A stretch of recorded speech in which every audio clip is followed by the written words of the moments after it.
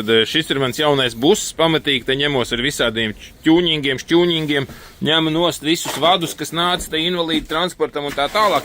Bet jautājums ir šeit, nu tiem, kas kaut ko var labāk jau, lai tehniskās apskates čaļi atbild.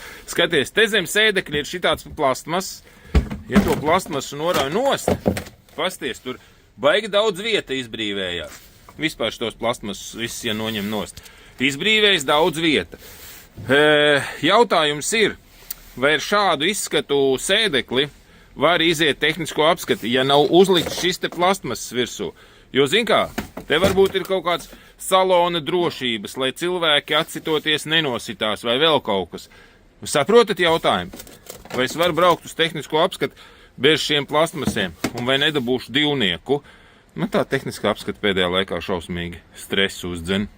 Labi, tagad man ir uz gadu apskate, bet, nu sapratāt jautājumu, kāds var atbildēt? Paldies, kurš atbildēja?